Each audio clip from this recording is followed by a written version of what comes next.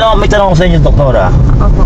Kung halimbawa ng makakasalubong nyo yung batang ikaw, yung 12 years old na ikaw, anong gusto mo sabihin sa kanya? Huwag ka nang sasabihin ko sa kanya paglaki mo. Ako? Sabihin ko, Ikaw, kung halimbawa makakasalubong mo yung 12 years old na ikaw, na nagsisimula pala mangarap sa buhay, kung ano yung gusto na maging palaki nila, ano yung sasabihin mo sa kanya? So ngayong araw nito, magtatanong tayo sa ating mga pasahero na ano ba yung sasabihin nila sa batang sila kapag nakasalubong nila yung 12 years old na sila.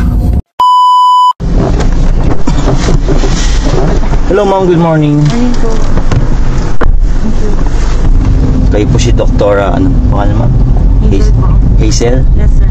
Pero kamusta naman yung ano nyo ngayon, ma'am, yung buhay-buhay nyo ngayon? Masaya ba or ano? Mahirap pa. May mga masasayang araw.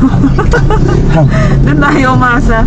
Hindi laging mahirap, pero may mga masasaya naman. May tanong ko sa inyo, doktora. Opo.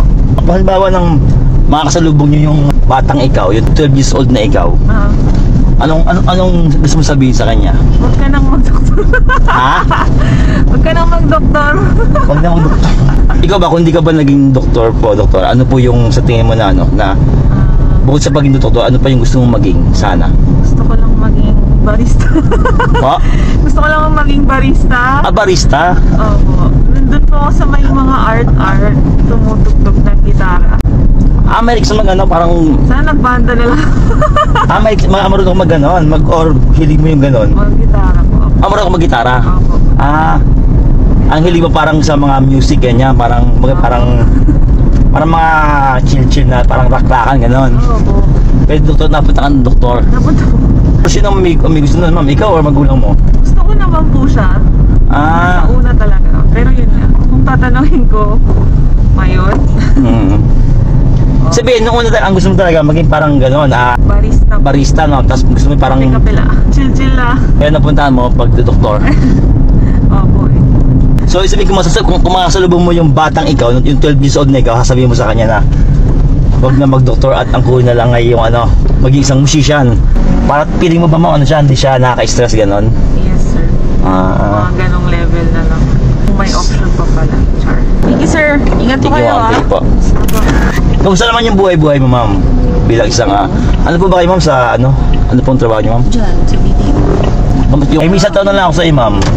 Kung makakasalubong mo yung batang ikaw, yung 12 years old na ikaw, ano yung gusto mo sabihin sa kanya? You did a great job.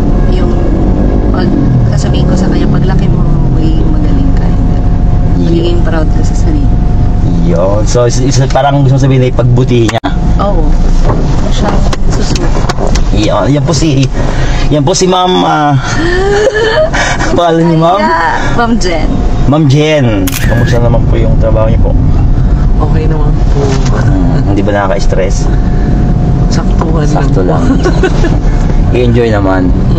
So, may tanong po ako sa inyo. Kung makakasalubong niyo yung 12 years old na ikaw, ano po yung sasabihin mo sa kanya? Ako? Sabihin ko, galingan mo. Galingan, no? Galingan sa lahat ng ginagawa niya, no? Yes, oo.